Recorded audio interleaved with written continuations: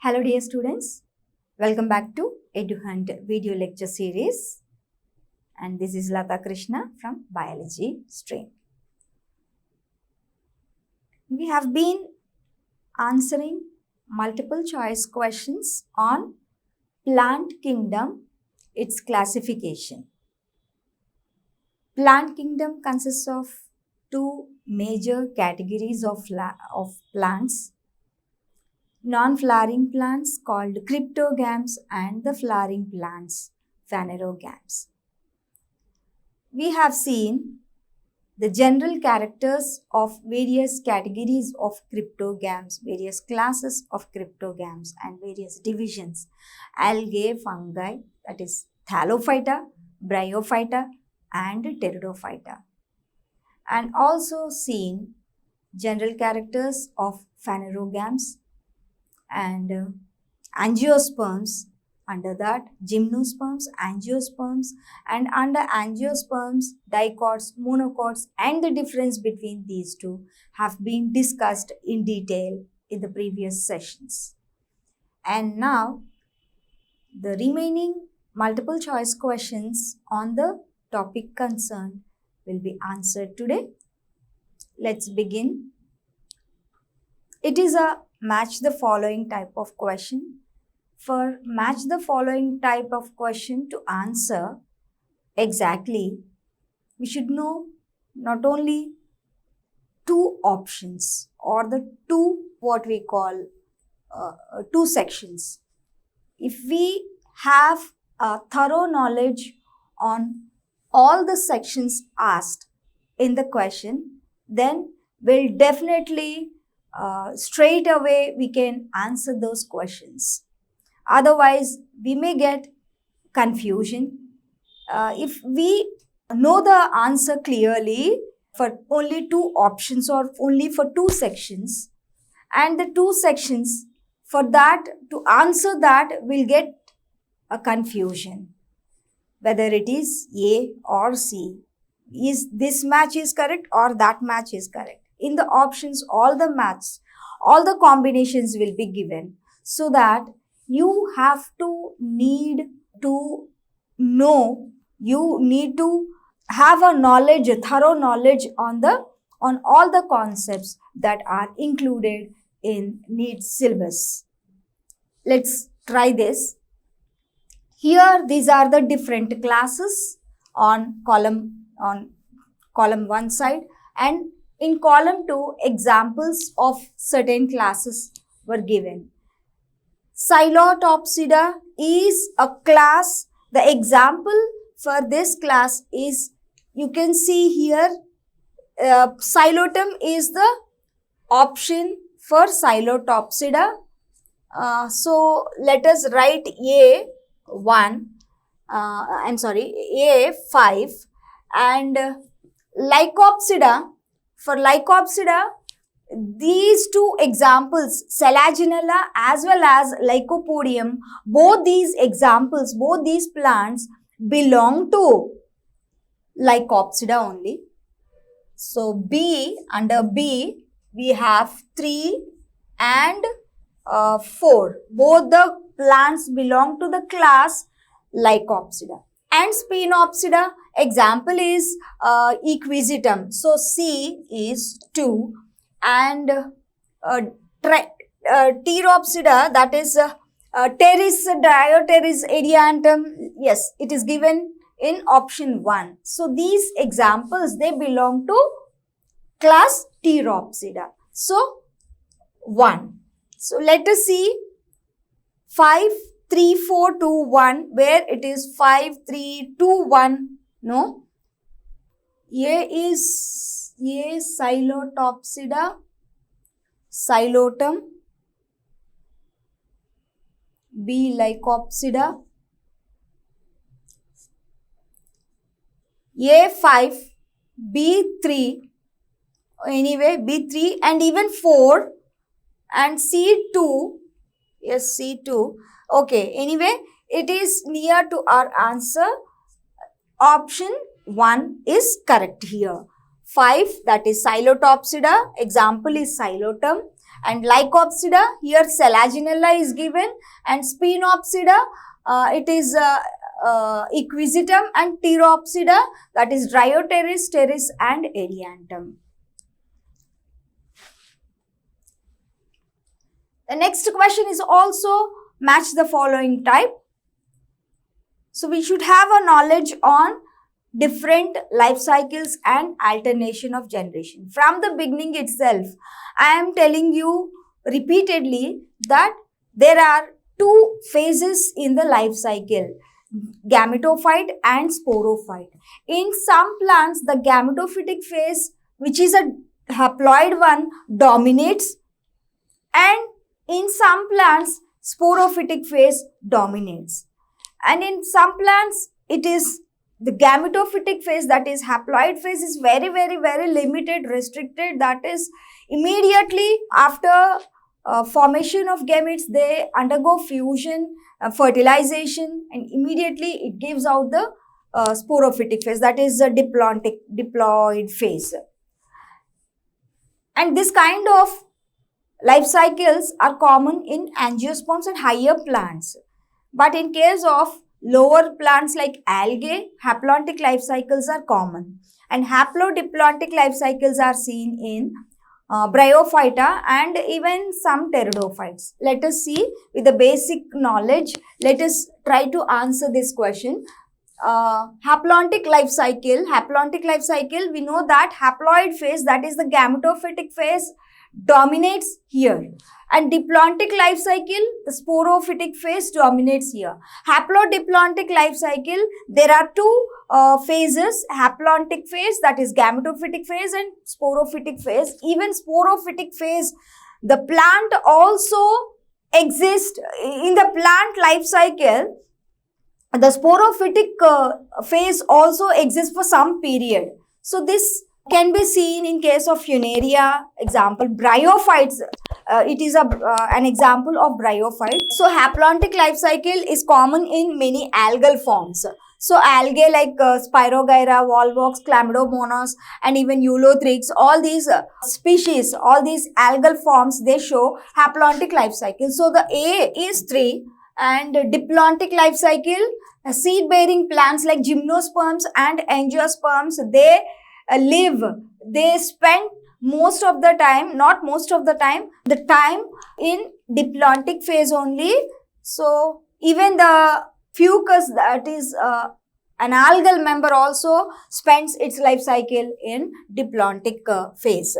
So B is 2, and obviously C is bryophytes, pteridophytes, ectocarpus, which is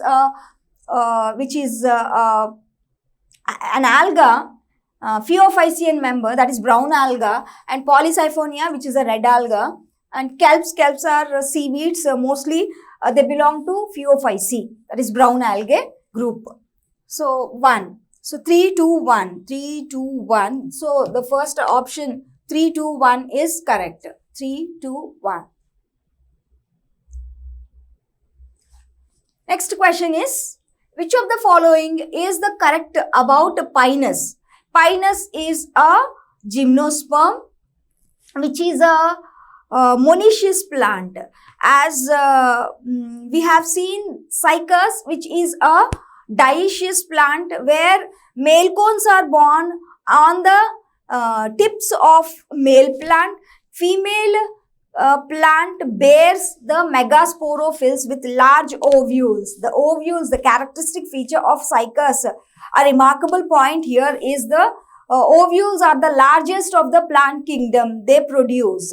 Even the sperms also they produce are larger in size in the plant kingdom. Anyway, which is the Pinus is a monoecious plant. What is meant by monoecious? Both male and female sex organs develop on the same plant. So monoecious, which is male microsporangiate and female megasporangiate cones are produced on the same plant. Yes, it is correct. Monoecious, male and female sporophylls born on the same strobilus. No. Dioecious, male and female, it's not a dioecious plant. Monoecious, micro and mega sporocarps develop on the same plant. Answer is monoecious, where male and female sporangia develop on male and female cones that are produced on the same plant. The walking fern is so named because walking fern is so named because it vegetatively propagates through its root tip. Through its leaf tips. The tip of the leaf, when it touches the ground, when it touches the soil, it immediately produces the adventitious roots. With the help of that, it can, if we separate that part after production of the vegetative or the adventitious roots, we can separate the part, it grows independently. It's a kind of vegetative propagation. Through the leaf tips, it propagates. Like that, if the leaf tips like this, they move from here and it establishes the root system on the in the soil, and again it produces the leaves. Once again the leaf tips, when it touches the ground, again it flourishes and it develops and it grows. In the same way it multiplies like that, from like this, it's like a wave. So it is called walking fern. Let's see whether the option is there in the given options. Number 1, it is dispersed through the agency of walking animals. It propagates vegetatively by its leaf tips. Yes, it is the correct answer. Let us see other options also. It knows how to walk by itself. Its spores are able to walk. No, the correct option is, as I mentioned it earlier, it is a plant of vegetative propagation which propagates through its tips. That is why it is called as walking fern. But it does not walk as a human being walks. A water fern, which is used as a green manure in rice fields. A water fern, it is a well-known example, that is Azolla, which belongs to a pteridophyte plant. Azolla, it has Anabaena cyanobacterian member, blue-green algal member, which lives in the leaves of a plant body of Azolla. That is why it fixes nitrogen. It fixes the atmospheric nitrogen. Nitrogen is very, very important for the plants because nitrogen helps in development of chlorophyll and for photosynthesis and several for the development of DNA, like DNA has a nitrogenous basis. That's why it is a component, structural component for several, even in proteins, like in DNA, RNA, nucleic acids, and all these structures have nitrogen as a component. That is why it is very, very important for the development and for growth of plants. Nitrogen is very important. That is why farmers frequently use nitrogenous fertilizers in the form of ammonia, in the form of urea and diammonium phosphate. Like that, in addition to other minerals also, they supply the fertilizers in the form of combinations, in the form of powders, in the form of sprays. Like that, they externally support the plant growth by supplying these fertilizers. One of the important fertilizers, one of the important components of the fertilizers is nitrogen. Usually the plants require. They cannot synthesize, or they cannot take up the nitrogen from the atmosphere, as atmosphere has high amount of nitrogen. Nearly 70 to more than 70% of atmospheric gas consists of nitrogen. Though it is that much high, plants cannot take up that. For that purpose, they depend on other sources. For example, here Azolla is a pteridophyte. It has cyanobacterian member, or the blue-green algal member in its leaves. that fixes the nitrogen from the atmosphere. It is the best biofertilizer ever. It by supplying that azolla, it is not a chemical fertilizer, it is a biofertilizer. It is not harmful to the environment. It is, as it is eco-friendly and cheap, we can suggest the farmers to grow in the grow azolla in their rice fields. It practically, it was experimentally, practically, that was proven by several researchers that the yield of rice was paddy fields yield was increased, enhanced by supplying these, by growing these azolla in association with this rice fields. Next one is the largest sperms in the plant world are found in. As I mentioned in the previous discussion, that cycas has the largest ovules as well as largest sperms in the world, plant world.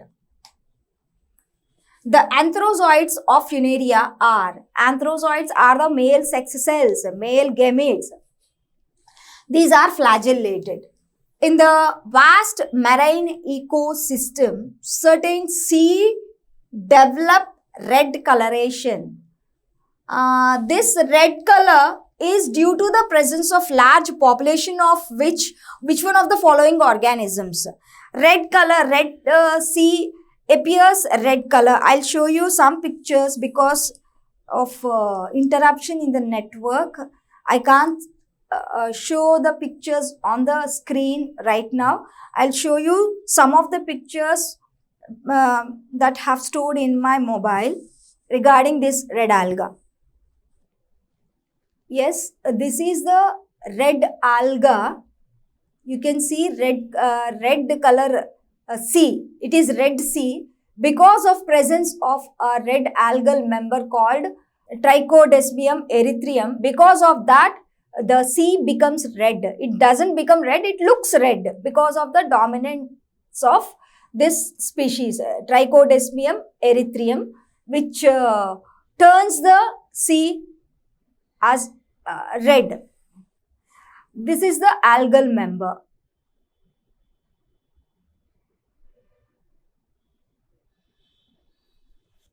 This is another picture of red sea because of presence of red algal member. That is Trichodesmium erythraeum. This is the answer. Number of cotyledons in Gia maize. Gia maize is maize, corn, popcorn, corn. And cycas, it's a gymnosperm. Corn is an angiosperm. Cycas, gymnosperm, and Pinus gymnosperm. The number of cotyledons respectively, 1, 2 and many. It is a monocot. In cycas there are 2 cotyledons, and in Pinus, depending on the species, it varies from 5 to many. That is 5 to 8 sometimes. Which one of the following oils is produced by Linum utilissima in India? It is linseed oil. Groundnut oil is produced from groundnuts, Arachis hypogea. Sunflower oil from sunflower plants, the sunflower plant seeds.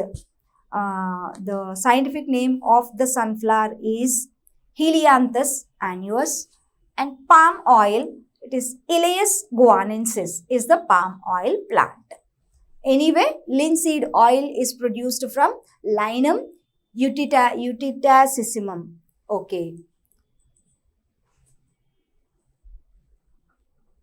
Anyway, we'll discuss the remaining questions in the next session. I hope you have understood all the answers and even questions. If we understand the question well, then only we can answer the bits or the questions clearly. Otherwise, we may get confusion between the options. So, if you have a thorough knowledge on the given concept, you can answer apt and correctly. Otherwise, will have a confusion between two options.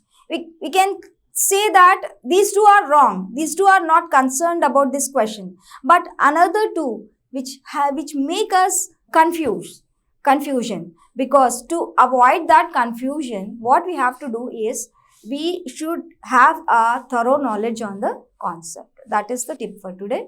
Goodbye.